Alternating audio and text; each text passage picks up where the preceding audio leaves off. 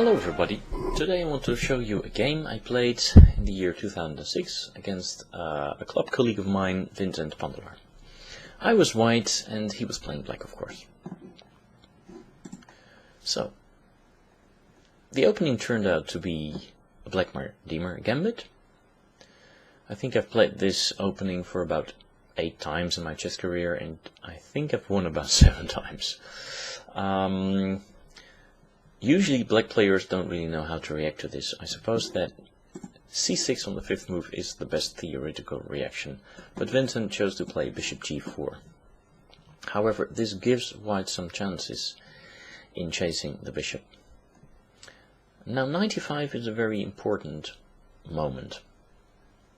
In playing 95, I attack the bishop, and I also want to chase the bishop by means of h4 and h5.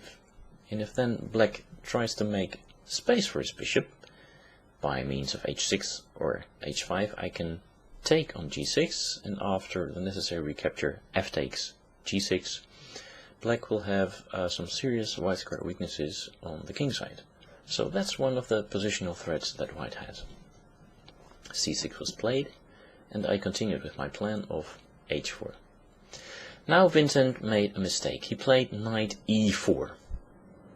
It would have been better to play either e6 or knight bd7, which are the more theoretical recommendations. After knight e4, however, I could have won the game immediately in playing the interesting, or maybe logical, h5, but I thought that after knight c3 black would get away. What I missed, however, is that I can play 8 takes g6 in this moment, because after knight takes d1, I can simply mate black in playing g takes f7. So after h takes g6, black would have to play something like queen d5, and I would check on f7, king d8, but then after queen f3, protecting my rook on h1 and attacking the knight on c3, I would be winning. However, after knight e4, I played bishop g2. Then there was an exchange on c3, and Vincent now played queen a5, attacking my pawn on c3. Here I played bishop d2, where it would probably have been better to play rook b1. Let's go through that line quickly, because I have to stay within the limit of 10 minutes. This would have been the main line after rook b1. And now you wonder, if black is 2 pawns up, how can it be so bad for him? Well, the answer lies in the fact that white has a superior lead in development. He is attacking now the knight on b8, with both bishop on f4 and rook on b7, and it's only protected once. Furthermore, the pawn on c6 is weak, and last but not least, the pieces on the black king side are not playing. So it doesn't really matter that black is 2 pawns up. In this line he would simply lose after the next series of moves.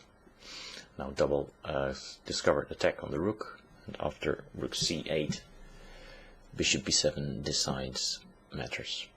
However, after queen a5, I played queen a4, and now I seized my opportunity in playing queen b1.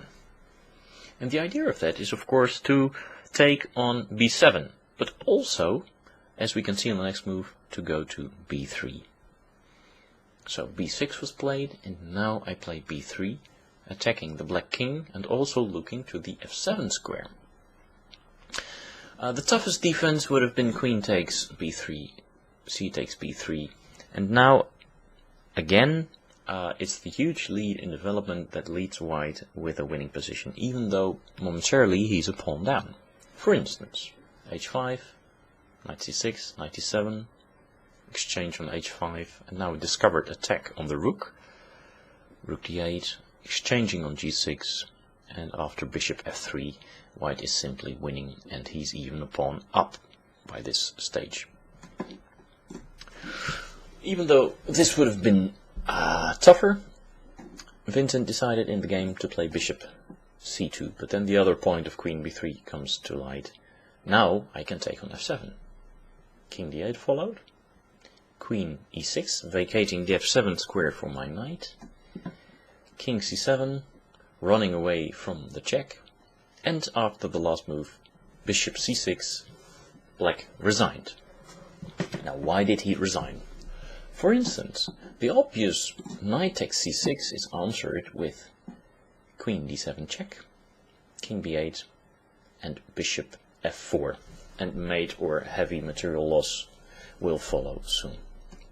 Also, the defense bishop b3 would not suffice. After a takes b, queen takes a, king f2, and now not queen takes h1, because then bishop takes h1, but for instance queen a2, attacking the bishop on d2, but after a move like rook d1, still threatening the rook on a8, there would be no sufficient defense for black. Again, knight c6 would fail to mate into in this way.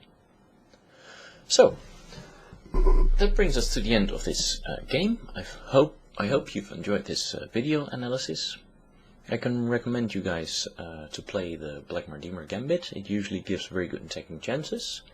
And please leave your comments, and until next time, bye.